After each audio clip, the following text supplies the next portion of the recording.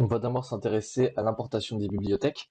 Donc pour importer une bibliothèque, ce qu'il va falloir faire, c'est cliquer sur Croquis, inclure une bibliothèque, et ici vous pouvez voir toutes les différentes bibliothèques qu'il y a. Donc, par exemple, on a le keyboard, mouse, Wi-Fi qui est ici. Nous, ce qui nous intéresse, c'est le Groove 3-axis et Liquid Crystal. Donc Groove 3-axis, ça va être pour le magnétomètre, et le Liquid Crystal, c'est pour notre écran LCD.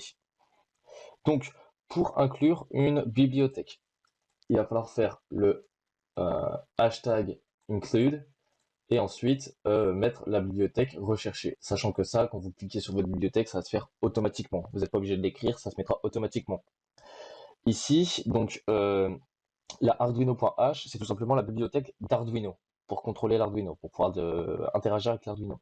La WireH, c'est une bibliothèque qui va nous intéresser fortement, puisqu'en fait, la WireH, c'est une bibliothèque qui nous permet de communiquer avec des composants divers.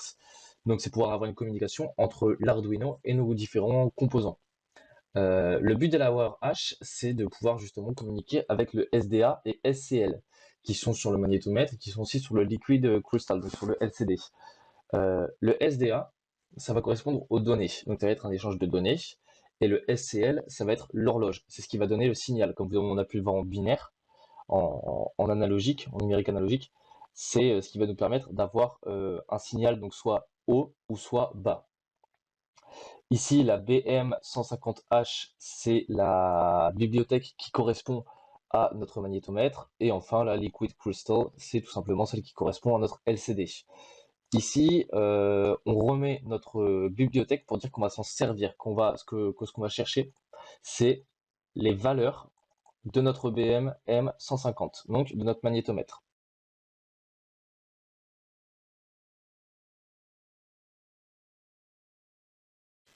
La deuxième partie, ça va être le setup. Donc, c'est de savoir comment est-ce qu'on va paramétrer notre programme, quelle ligne de code on va pouvoir intégrer pour pouvoir interagir en même temps avec le magnétomètre et en même temps avec le LCD.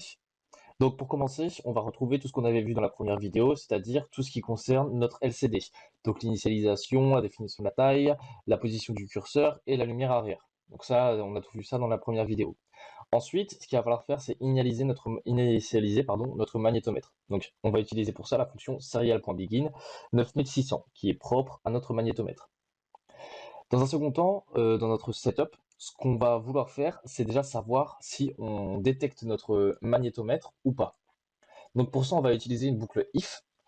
Et donc, ce qui va se passer, c'est que on va demander à notre magnétomètre de s'initialiser et on va regarder si on arrive à le lire, si on arrive à recevoir un message de ce magnétomètre.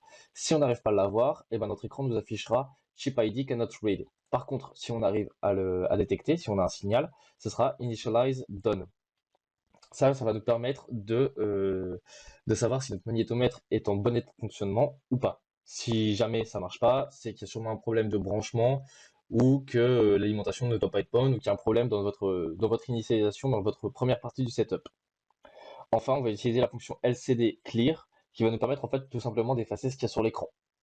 Dans notre setup, il ne faudra pas oublier aussi de déclarer notre variable, donc c'est la heading degrees, qui en fait, elle, est notre variable qui va nous permettre d'avoir la valeur affichée, donnée par le magnétomètre.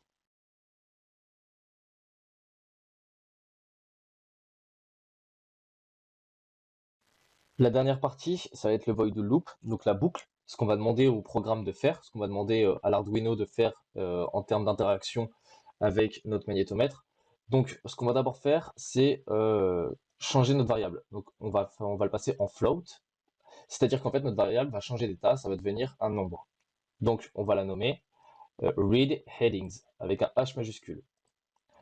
On va ensuite positionner notre curseur, comme on l'a déjà vu, donc 0, 0, ça veut dire la première ligne de notre écran LCD, et on va lui demander tout simplement d'afficher la valeur qui est donnée par le magnétomètre. Et cette valeur-là, elle va être changée en fonction du temps que vous voulez. Donc plus ici le temps sera petit, plus votre valeur va être rafraîchie rapidement. Plus elle sera longue, plus votre valeur sera rafraîchie lentement. 2000, c'est l'idéal, ça change pas trop vite.